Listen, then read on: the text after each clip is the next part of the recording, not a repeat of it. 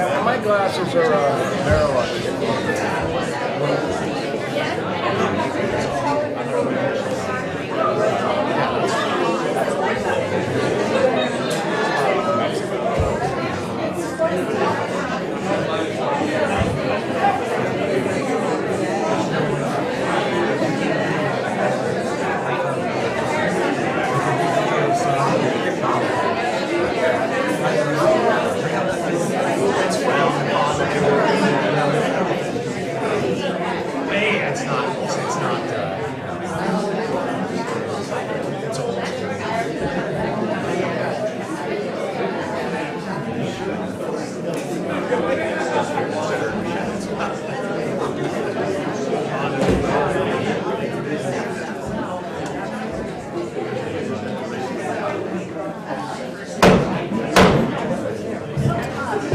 The meeting will come to order.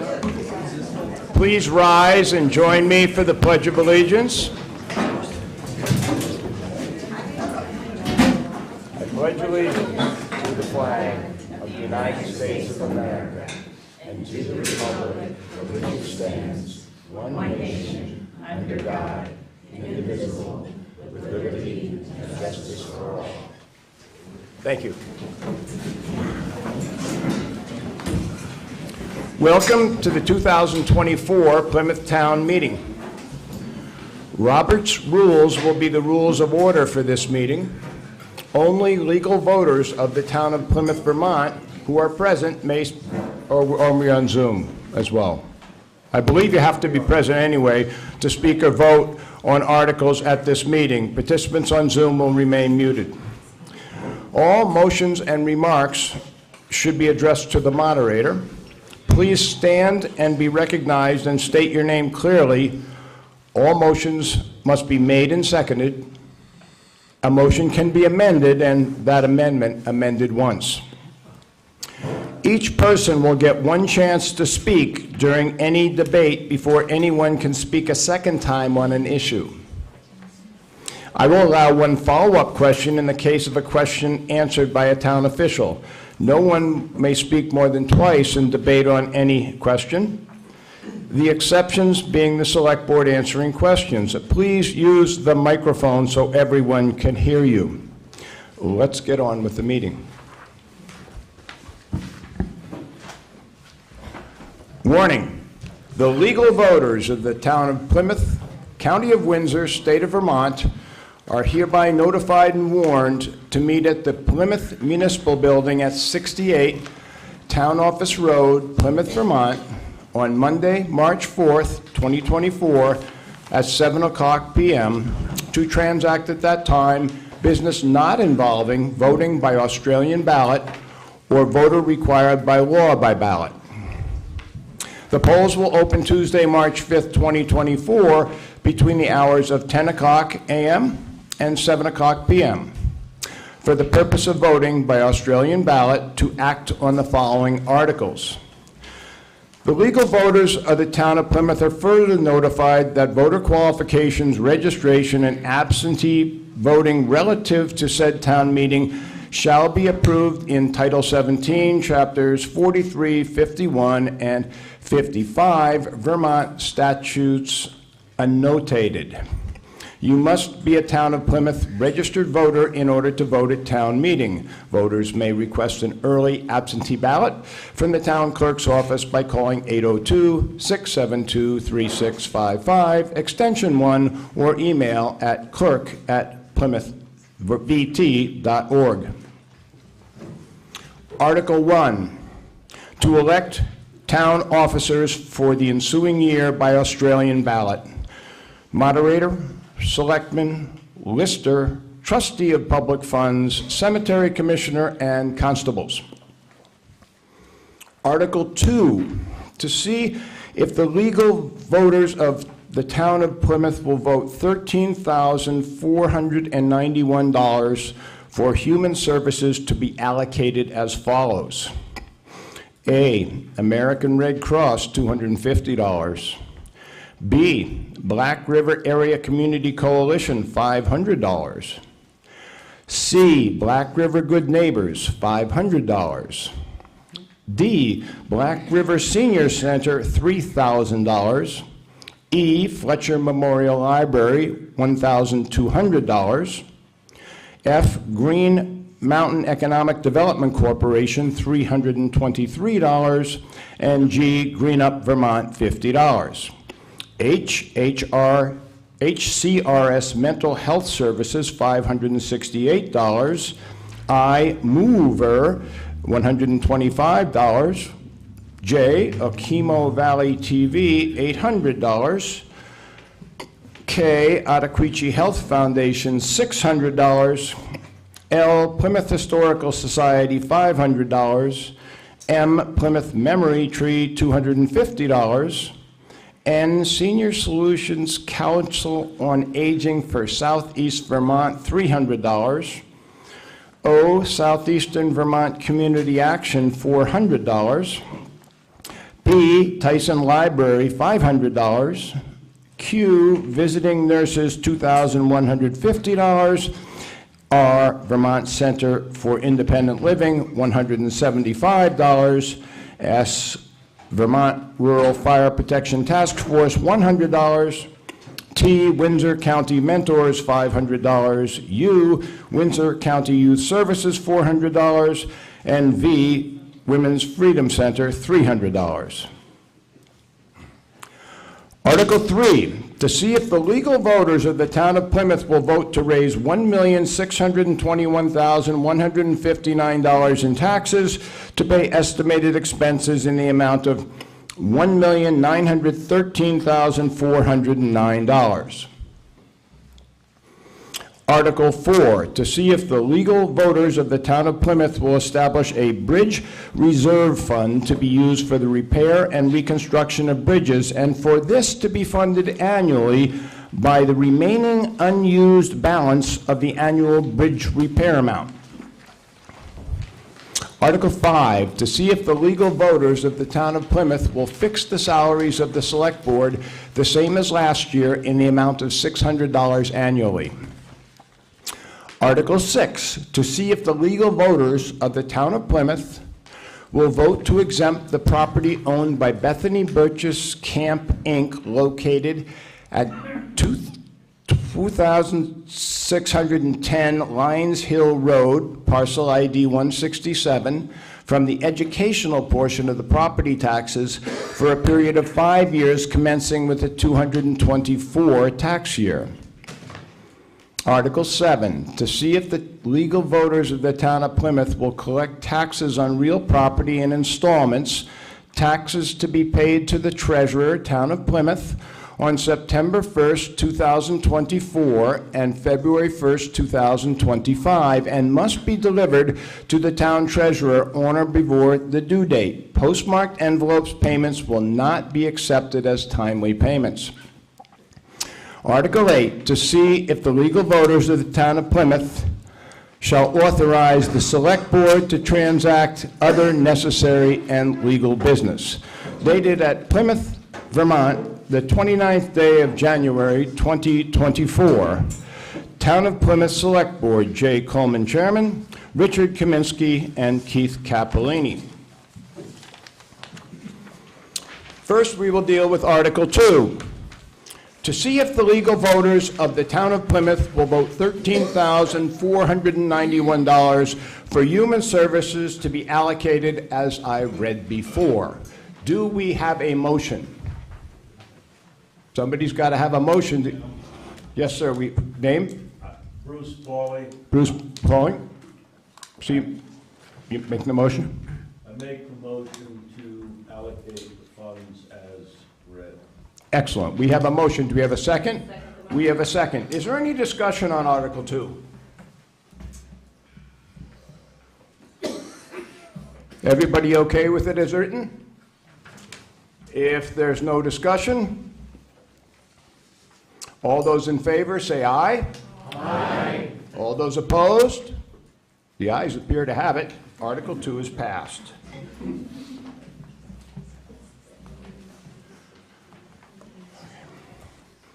Article 3, to see if the legal voters of the town of Plymouth will vote to raise $1,621,159 $621,159 in taxes to pay estimated expenses in the amount of $1,913,409. Do we have a motion?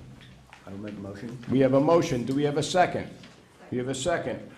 Article 3 is on the table. Now, since the selectmen prepared this budget, and if no one objects, I will allow them to make a short presentation to begin the debate. The presentation will be above our heads. You can use the mic if you want, Thank you. or you have your own. Fancy new system here. So to start out with, the purple line up there is CPI or inflation. The red line are the taxes, the orange line, and the green line represents what we probably would have had if we had not voted for our bond to renovate our building and a fire truck. So just to give you a sense of that increase represents capital improvements, what we're budgeting for. And then on the top, the blue line is actual expenditures. Our general fund balances from 22 to 23, we were expecting a pretty big drop with the transfer to the building renovation fund. But we're under budget in several areas. One area was bridges, which we're going to talk about later. With the reserve fund, we had delinquent tax collections, and it ended up not too far off from where we were in 2022. The auditors report our general fund balance in 2023 was $982,000. It may be a little high, but I would say that we are not comfortable with much less than $600,000 in that fund for emergencies, operating capital, to just have good cash flow.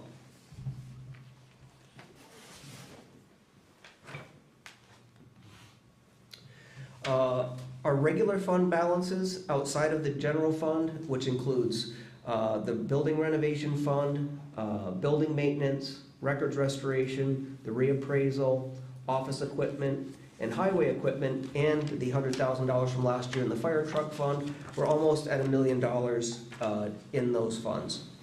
And I'll get into this a little bit later, but we had over $2 million in damage to the July storms. And this money still exists in those funds, but we use the actual cash to pay our bills.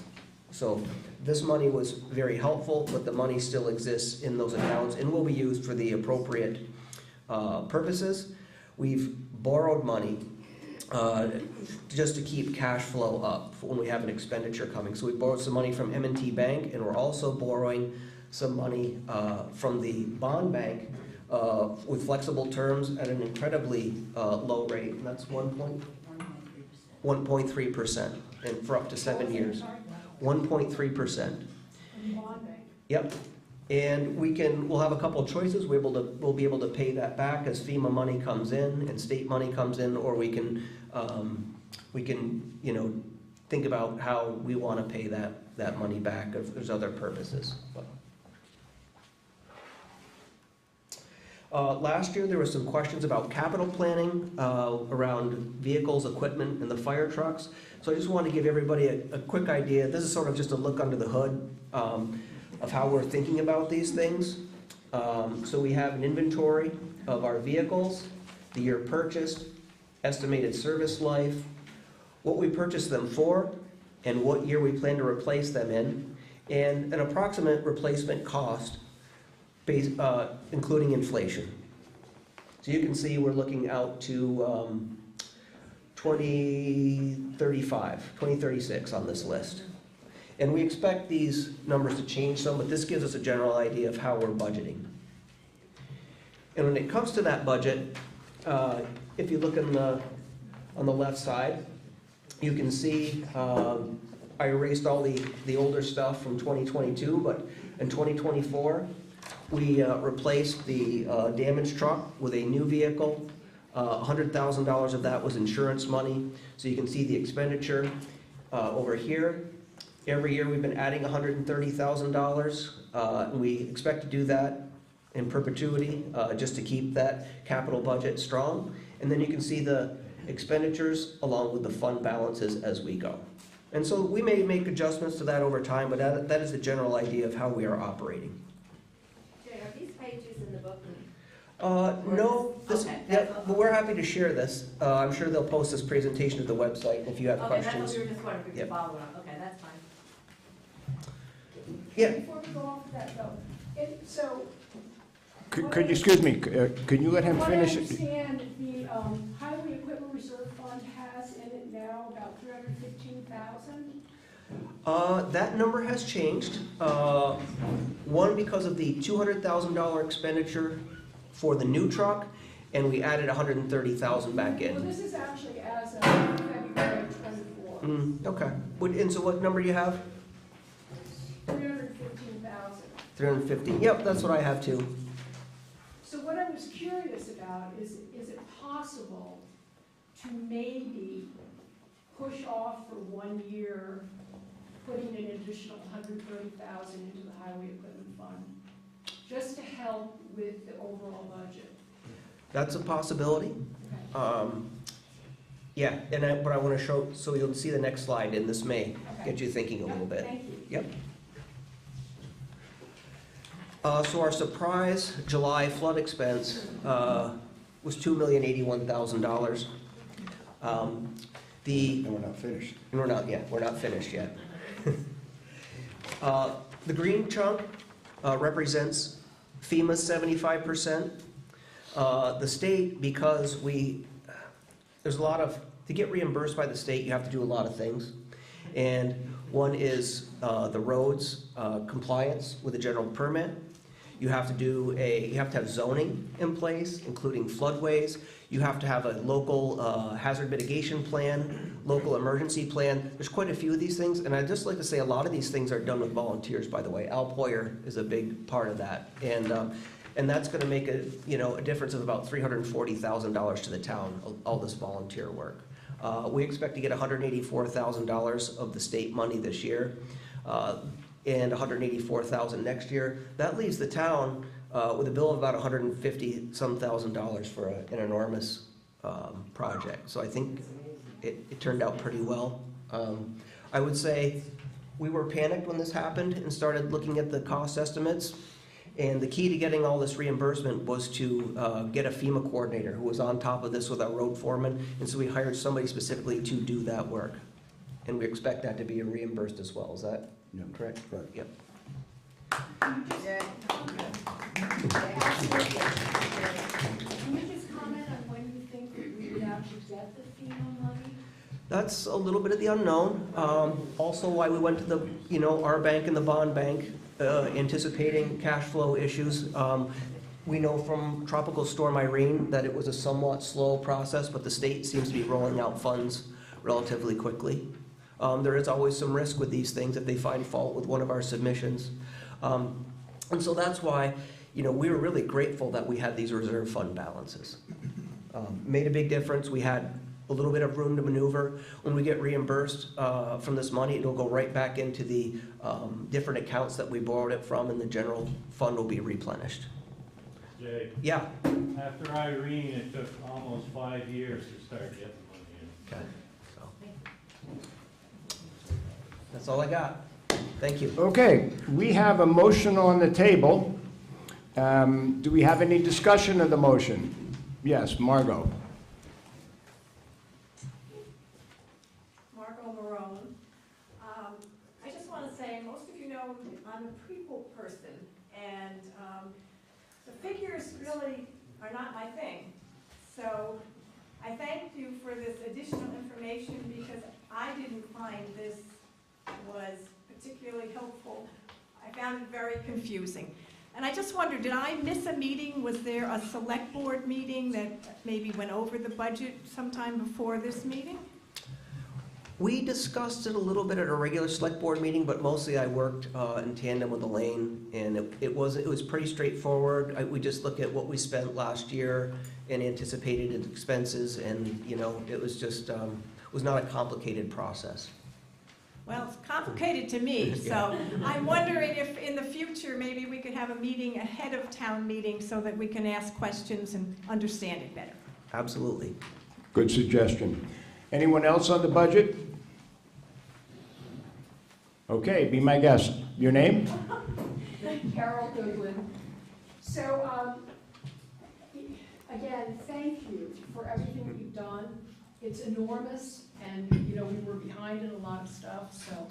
But I'm just concerned with where we're going in '25, with a lot of things that are not particularly within our control, whereas the municipal budget is within our control. And what I was just hoping for, because, so what I'm looking at is,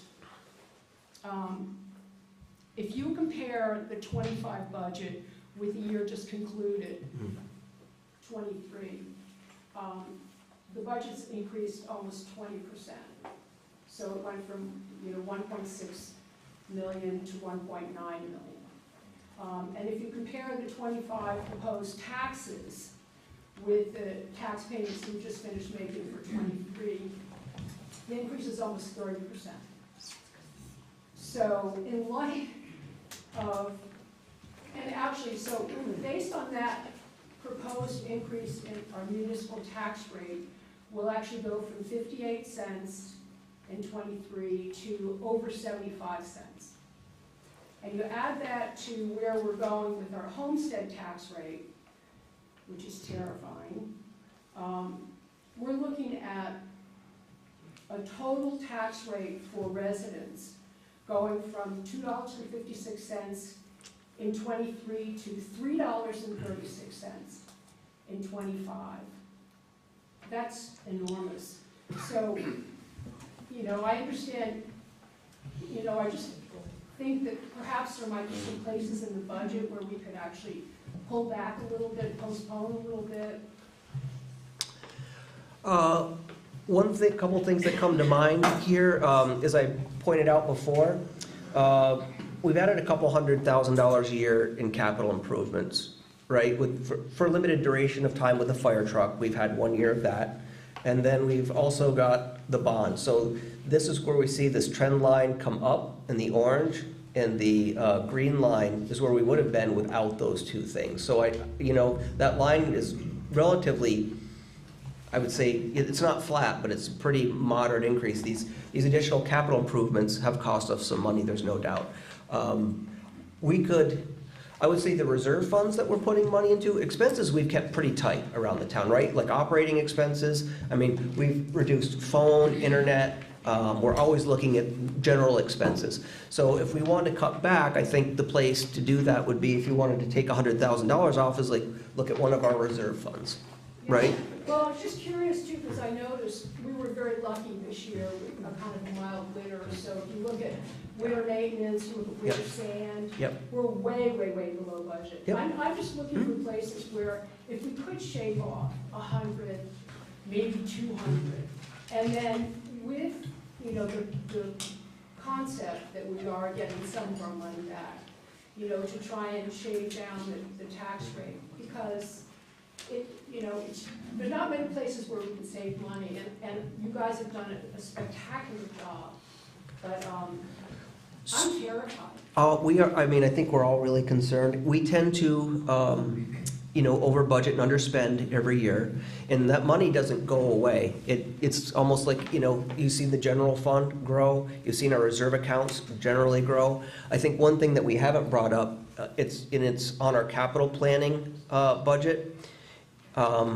And this makes us all a little bit hesitant, but we're going to have to buy a grader at some point, and we're thinking we may have to ask the taxpayer, and this is a pretty big conversation, I think it's for next year's meeting, but we're also thinking, where are we going to raise that money from if we do have to buy one? What is our grader, 1989? Yeah. So that's the one thing that's... Well, let me ask a question, because we haven't really addressed this. You addressed it a little bit in the booklet, but the building renovation. So we've spent about $1 million already. I guess we have another 700,000 plus that's approved with the budget.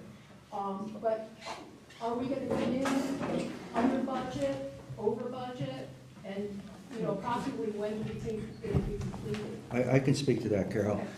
Right now, we're tracking in terms of costs really good, and I don't see anything alarming that's going to throw it way out of whack. We still have a long way to go.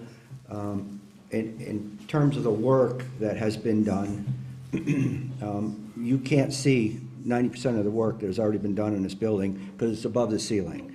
It's all the structural reinforcing and welding that had to be done, all mechanical systems that had to be roughed in, that sort of thing. So the work that's left is the wall panel systems, the windows, the doors, and some mechanical work. Now, the project, although it's tracking good in cost, it's been an extremely difficult challenge in terms of scheduling.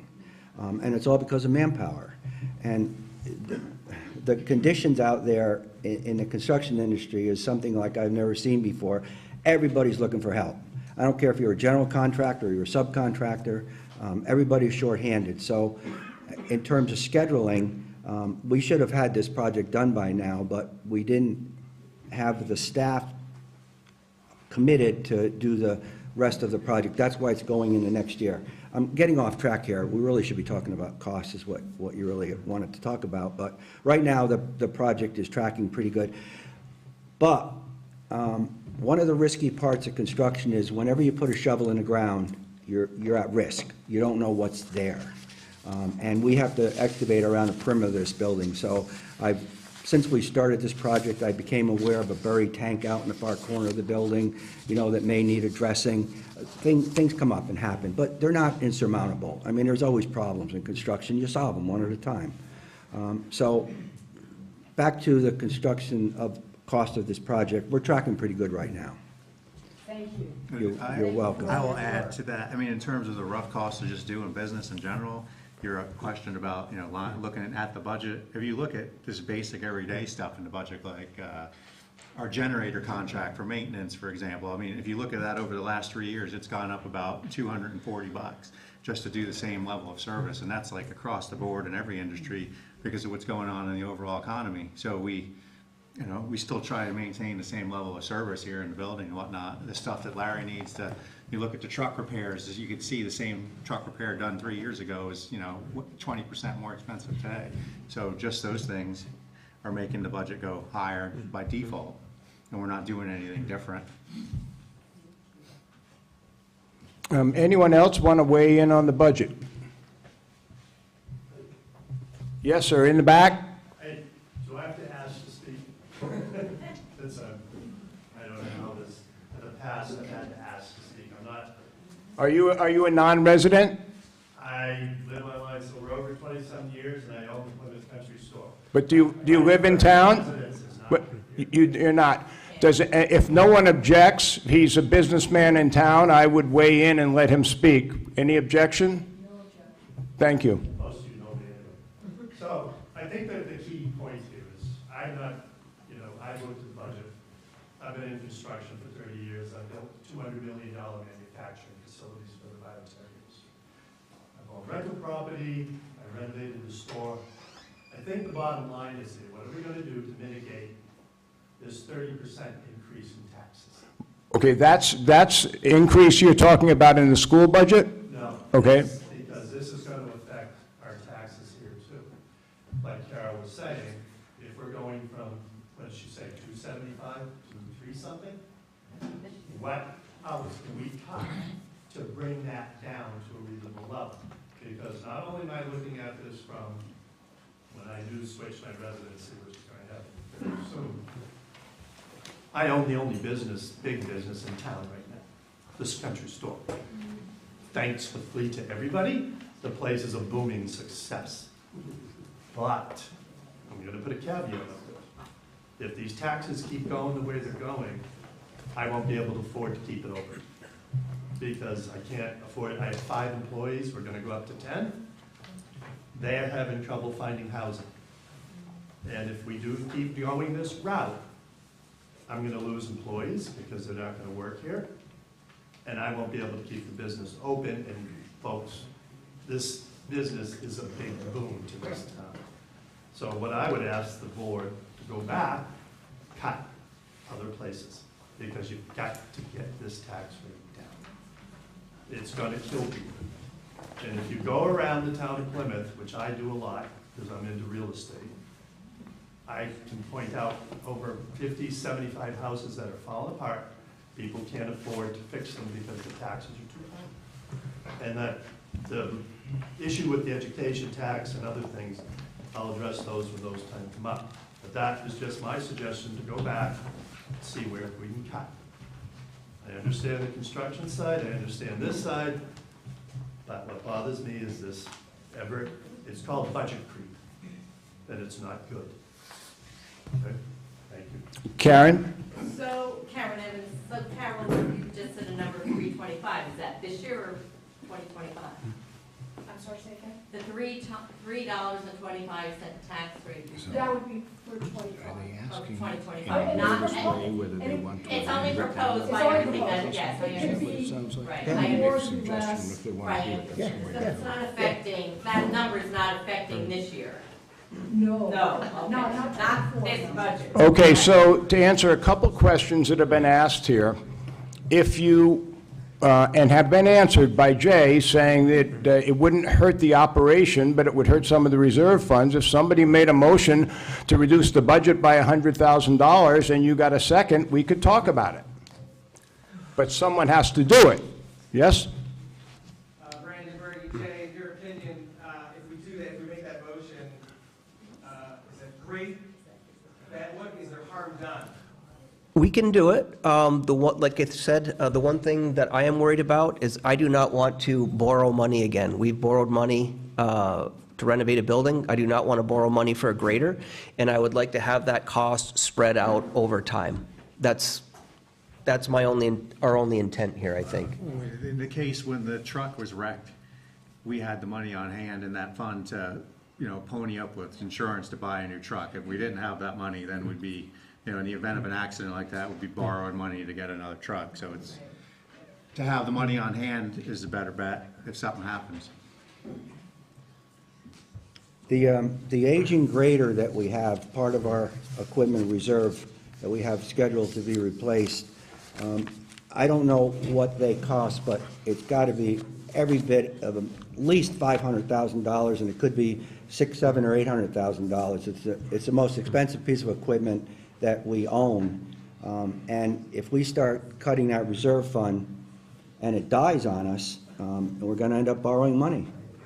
So that's my take on the reserve fund for equipment reserve. Now, the other reserve fund that we talked about tonight was a bridge reserve fund, and I want to make sure everybody understands that, how we were funding that. We didn't have a specific line item funding it. What we were doing was, right now, the money we allocate for bridge repair, if it's not used, it goes back into the general fund.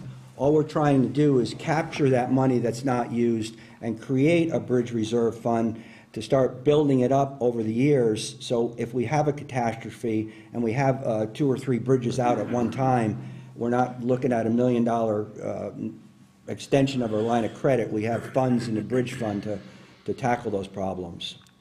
So that's how the bridge fund is getting funded.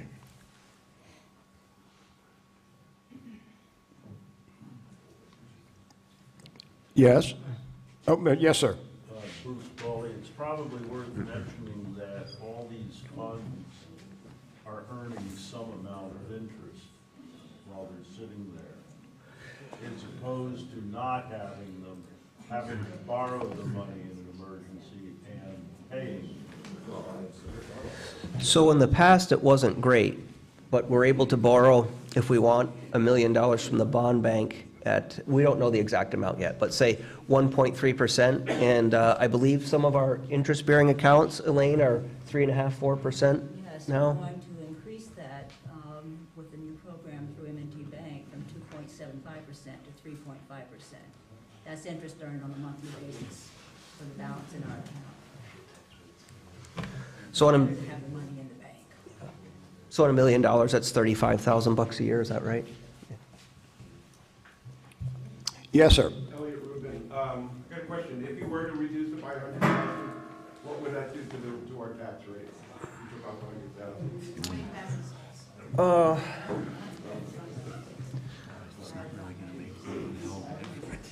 Yeah, sorry, I had that set up for last year's budget. I should have brought that along. I don't think the individual homeowner's gonna notice a big difference, maybe like $75, if on, say, a $300,000 house.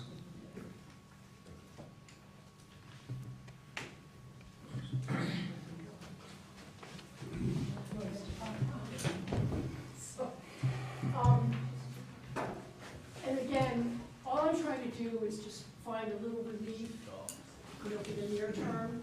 But say we did actually push off 100,000 of expenses for a year, shouldn't we assume that we will be getting some FEMA money in? You know, I mean, maybe 5 years is like when you finally get completely reimbursed, but $2 million or whatever, 1.5 million or whatever we're gonna get back, 75%. It's a lot of money. Yeah, we're gonna get back over, I think, 92.5% overall. Okay. Yeah.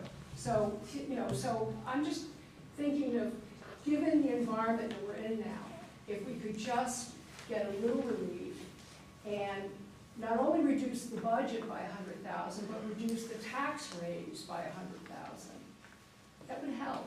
Are you making a motion? I'm making a motion. Okay, we have a motion to amend Article 3 down by $100,000. Is there a second? For the budget and 100,000 for the tax raise. Well, you're only voting the budget. You don't vote the tax rate. You vote the budget. Article 3 is both of them. Right, but again, okay, so yeah. Is that true? You're still going to have the same expenses, correct? Yeah. No, you're just voting the budget down. You're not going to change the estimation of expenses. You can't do that. That's what they expect. So are you making a motion to reduce the budget by $100,000? Yes, sir. Okay, do we have a second? I second. Okay, we have a second. So we have an amendment on the table to change Article 3 to read to see if the legal voters at the town of Plymouth will vote to raise $1,521,159 in taxes to pay estimated expenses in the amount of $1,913,409. Do we have any discussion on this motion, on this amendment? Yes, sir. Yeah, because I don't understand all that. I just want to know, taking $100,000 away from the budget, how much money is that going to be? $10, $30? Say I'm like and I'm just back of the envelope, quick math. Say if you have a $300,000 house, maybe $75. You spend that for a bottle of wine. I want to come to your house.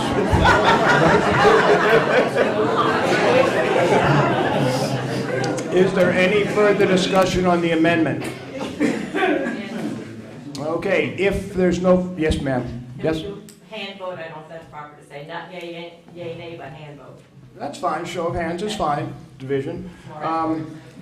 So we have an amendment on the table to amend Article 3 to read to see if the legal voters of the town of Plymouth will vote to raise $1,521,159 in taxes to pay estimated expenses in the amount of $1,913,409.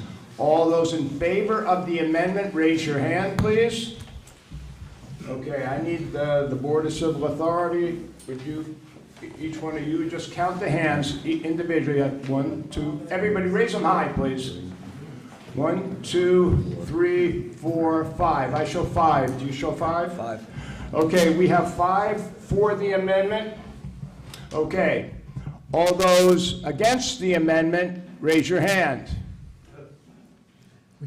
I think it's overwhelming that this amendment does not pass. Do you agree? Yeah. Okay. So now, we still have Article 3 on the table. Is there any more discussion on Article 3? Call the question.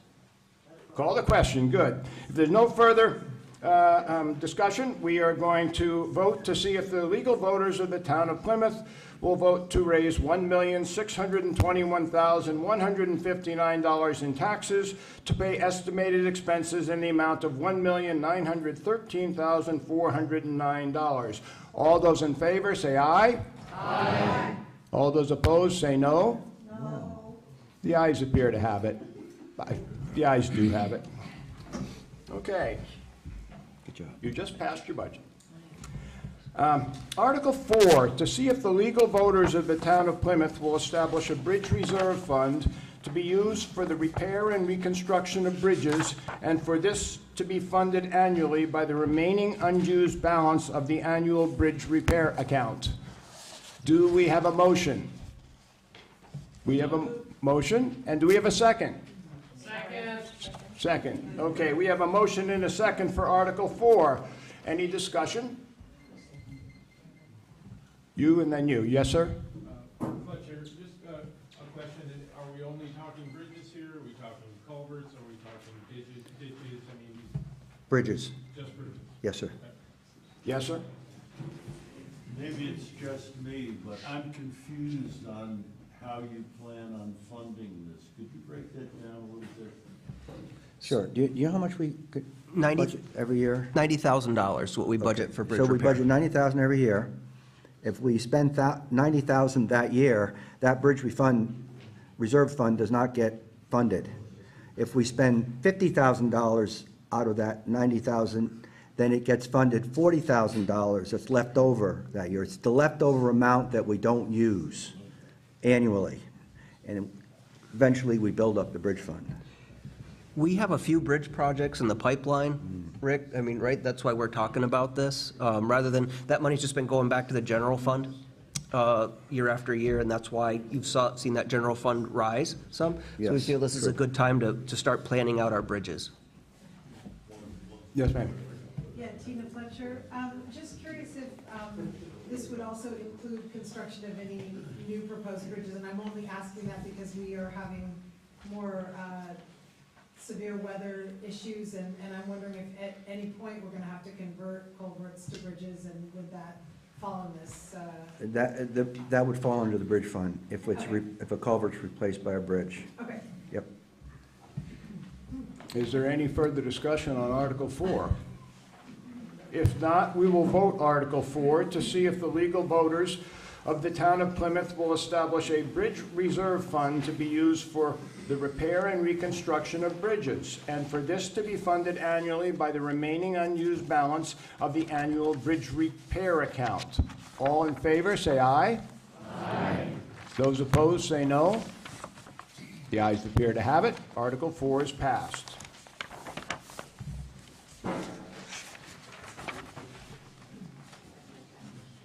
Article 5, to see if the legal voters of the town of Plymouth will fix the salaries of the select board the same as last year in the amount of $600 annually. Do we have a motion? We have a motion. We have a second. Any discussion on Article 5? Yes, Karen. Karen asked to speak first, but you're going to be included too. Okay. Karen Evans, I would like to amend this budget. I would like to see if the legal voters of the town of Plymouth will fix the salaries of the select board to $1,000 a year annually. Okay, we have an amendment on the table, and I'm going to rule that this is germane. Even though it's quite a bit of an increase, it's a relatively small amount of money, and it's not going to have a big effect. Do we have a second? We have a second. So we have an amendment to amend the amount in Article 5 from $600 to $1,000. Any discussion? Yes, Michelle?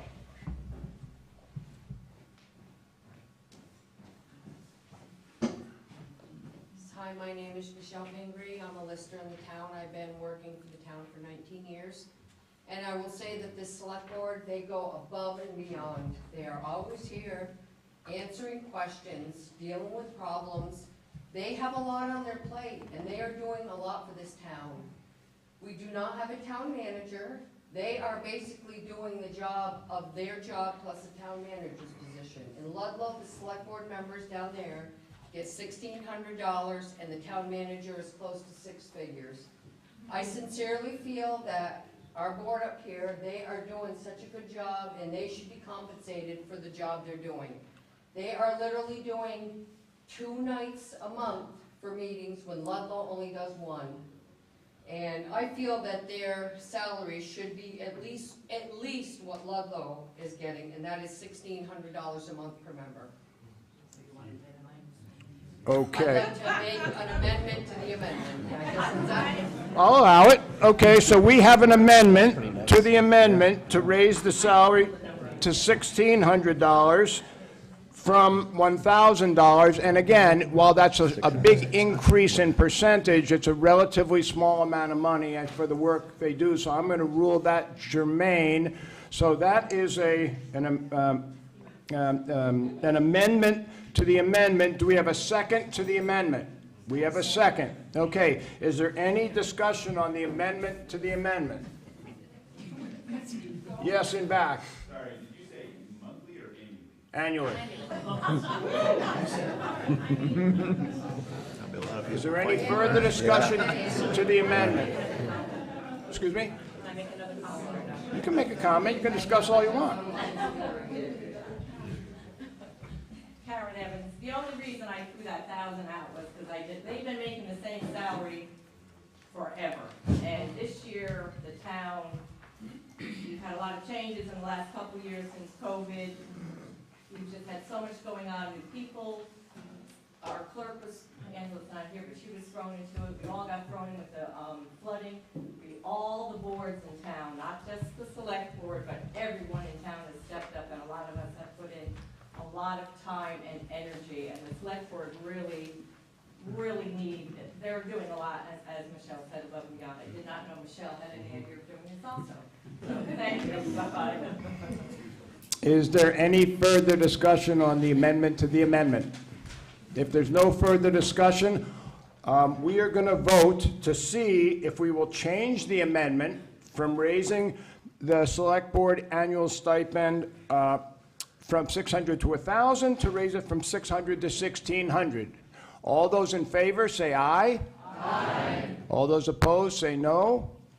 Okay, you have passed the amendment to the amendment. Now the original amendment is to change Article 5 to read 1,000 instead of 600. Is there any discussion at this time? 1,600, I'm sorry. Just checking if you're on your toes. All those in favor say aye. Aye. All those opposed say no. Okay, the ayes have it. One second. We have passed Article 5 to read clearly to see if the legal voters of the town of Plymouth will fix the salaries of the select board. Wait, did we just vote the amendment? No. Okay, we voted, as last year, in the amount of $1,600 annually. Jay?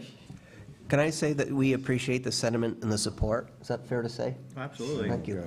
Well, how about a round of applause for the select board? Good vote of confidence, man. That's a good vote of confidence. Okay, Article 6, to see if the legal voters of the town of Plymouth will vote to exempt the property owned by Bethany Birch's Camp, Inc., located at 2610 Lines Hill Road, parcel ID 167, from the educational portion of property taxes for a period of 5 years commencing with the 2024 tax year. Do we have a motion? We have a motion. We have a second. Any discussion? Yes, sir. 5 years ago, Brandon Berge came forth with the same request. At the time, I wasn't paying an awful lot of attention to things, and I was one of those who voted yes. This time, it's a resounding no, as far as I'm concerned. It's a lot of money. Over the 5-year period, it amounted to $95,000, $19,000 a year exempt. And why? It's not as if it's a town-owned facility. It's not. And it's not as if the town is getting $19,000 a year value. We're not. During that 5-year period, the camp was able to purchase another piece of property for another $70,000. Now, I would prefer they paid the fair share of taxes. If we were going to exempt $20,000 a year, I would be inclined to find those families who are having a really hard time making it. And there are a few. There's a few houses in town right now that are close to tax sale. And there's an awful lot of people in town who go unnoticed, that are just scraping by. They're making it, they're paying their taxes, but their houses are in disrepair. They're not eating as well as others. I don't see giving this camp that kind of an exemption as being a fair use of town money.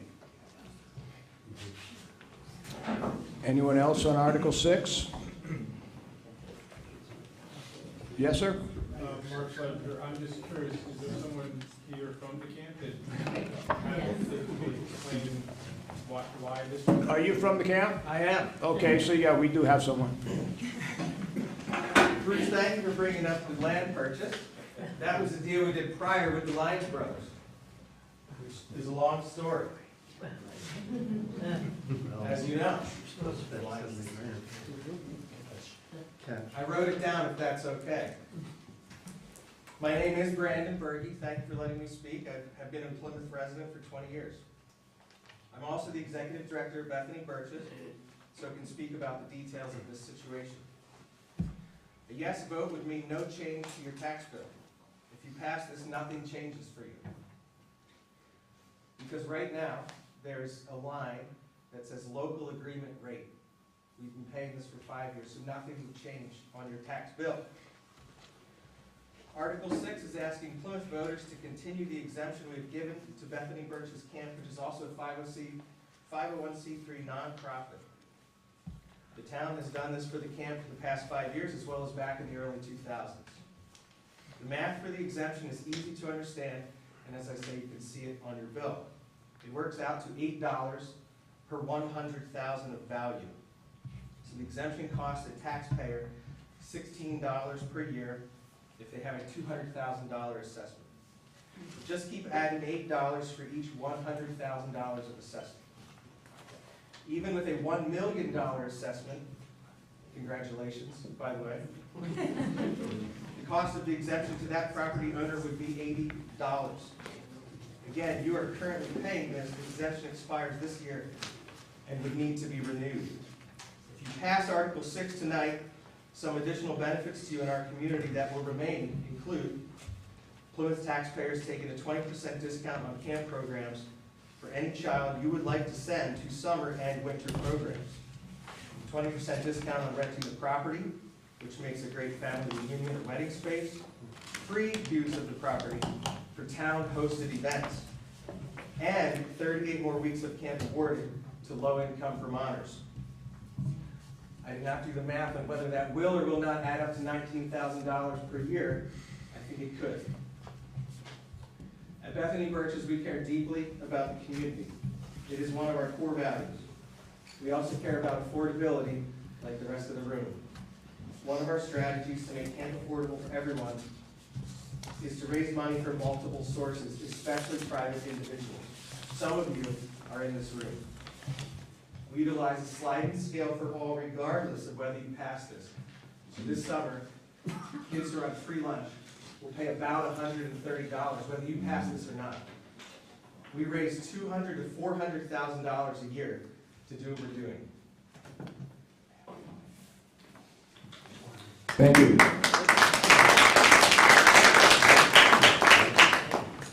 Yes, Margot. I guess I'd have to come up here. Because it's up here. Either that or this guy gets more exercise than Oh, now it's out. Okay. I just want to say that I personally have known so many people who have benefited from going to this camp.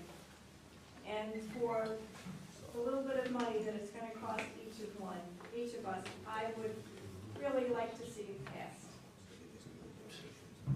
I don't know if I can get this back in paper.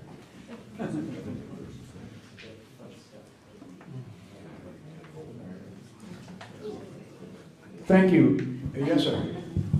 Mark Fletcher again. Just curious, like in light of the Woodstock school bond proposal, what is the effect of this proposal there, right? Everybody's, education taxes are going up because that bond passes. Then Are we still just talking about whatever, $18 per $100,000, in value, or is there any other considerations made in light of that? I think Brandon has. Brandon? Jay, I'm gonna steal your napkin. You can speak loud. I'm gonna steal your idea about the napkin or the back of the envelope. If the school tax goes up, so basically we're paying for the camp's assessed value. So assuming our assessed value stays similar, and the school tax goes up, makes our rate go up 30, let's just use the number 30%. So your $16 is gonna go up 30%, I think. Okay. So we've got a couple opinions on that. I don't know that we have any facts, but that's pretty good. Any further discussion on Article 6? If there's no discussion, we will vote Article 6 to see if the legal voters of the town of Plymouth will vote to exempt the property owned by Bethany Birch's Camp, Inc., located at 2610 Lions Hill Road, parcel ID 167, from the educational portion of property taxes for a period of 5 years, commencing with the 2024 tax year. All those in favor, say aye. Aye. All those opposed, say no. No. I'm going to ask for a show of hands. It was not clear to me. Could you please, if you're voting in the affirmative, if you're voting aye, would you please raise your hand? I need all three of you to count.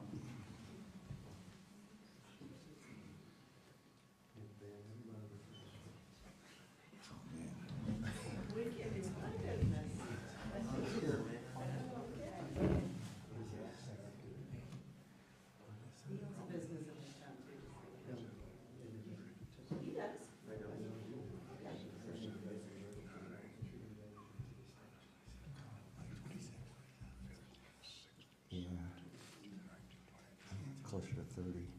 Who's got two hands up?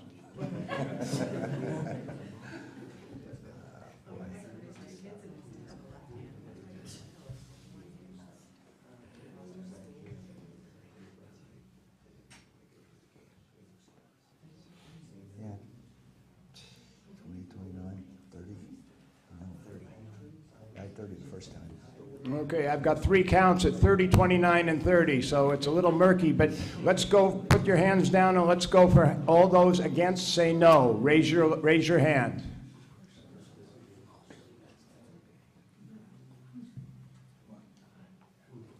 There are people behind you. Yeah. Oh.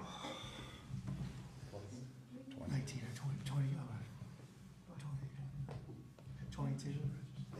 Okay, so Oh, it's close. we had three different counts of the A's at 30, 29, and 30. And that you can see it's a little difficult with the hands. And we had three different counts of the nays at 20, 21, and 21. Excuse me? Yeah, this motion, I believe, has passed. Okay. By approximately 3-2. Article 7, to see if the legal voters of the town of Plymouth will collect taxes on real property in installments, taxes to be paid to the treasurer, town of Plymouth, on September 1st, 2024, and February 1st, 2025, and must be delivered to the town treasurer on or before the due date. Postmarked envelopes payments will not be accepted as timely payments. Do we have a motion? We have a motion. We have a second. Okay, Karen Evans and, I'm sorry, I forgot. Pepper Tepperman. Okay, is there any discussion? Is that the same as the previous year? Okay, it's the same, no change. Any discussion whatsoever on Article 7? If not, we will vote Article 7 as read. All those in favor say aye. Aye. All those opposed say no. Article 7 is passed. Article 8, to see if the legal voters of the town of Plymouth shall authorize the select board to transact any other necessary and legal business. We don't need a motion on this. This is the time for you to speak. We now have 50 Plymouth residents, maybe 51 if you count me, or 54 with the select board. Oh, I'm sorry. Jay has a special announcement. So the Select Board would like to thank Elaine Pauley for 8 years of service.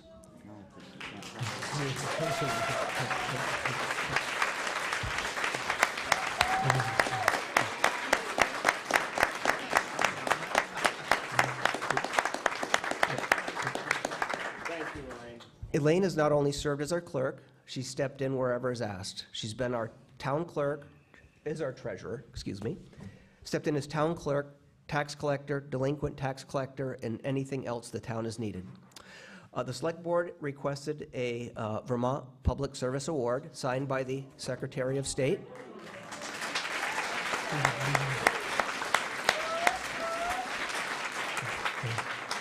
And Representative Buss regrets not being able to be here to deliver that.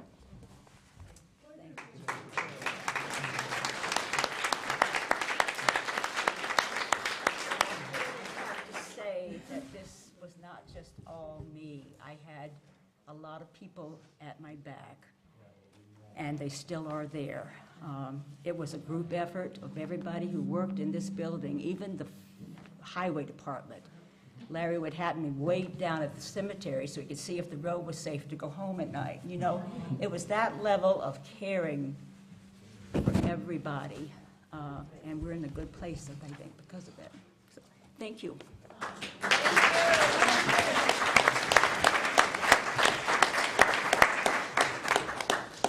Yeah, there's all the old cliches and everything, you can't do it without her, but really, everyone in this room should thank Elaine on their way out, because the town literally wouldn't run without her here, so.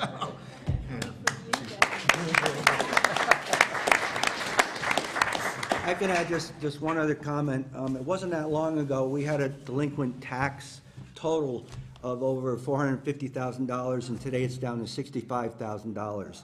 That would not have happened without Elaine. That's all I can say. So if anyone else has anything to say to your fellow townspeople, yes, ma'am.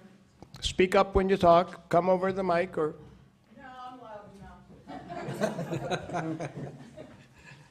Historical Society is still alive and well, with as few of us as there are. Our annual report didn't make it into the town report. It got lost in the shuffle. So we've created copies of it, and they're on the back table. Thanking Elaine is just, there is no way to thank Elaine for all she's done. But the Historical Society has gotten a private donation towards memory bricks from Memory Garden. We cannot thank all of our people who have passed for all they have done, but I have selected 5 people or families to have memory bricks with that money that was donated, put into the Memory Garden. We still have plenty of room. If anyone wants to remember a loved one, the forms are on the back table. If bricks are $30 a piece. And that way our illustrious people, Ralph Michael, Tom Marone, all these people who've been so important to us as residents and to build the town and to dedicate their lives to the town need to be remembered. Otherwise, they'll just be dust. Our annual meeting is next Sunday at 2. Love to have people come and see what we do and how we do it, and maybe join us so they can help do it too. Thank you. Yes, sir. Tom, I've had this complaint for years. You just spent a lot of money on this building. How come we don't have a decent PA system? Can you hear me now? I can hear you, but no, it's very poor. It's poor every year, and I'd like to know, can we sneak a PA system in the money we already spent on the buildings? Well, what's wrong with the PA system? The fact that that mic doesn't work? Yeah. Well, yeah, we can probably fix that. How about that? Please. Yes, sir. I can volunteer some Bethany Birch's time for that. Excellent. Is there anything else, anyone? I would entertain a motion to adjourn. Second. Motion, second? Meeting adjourned.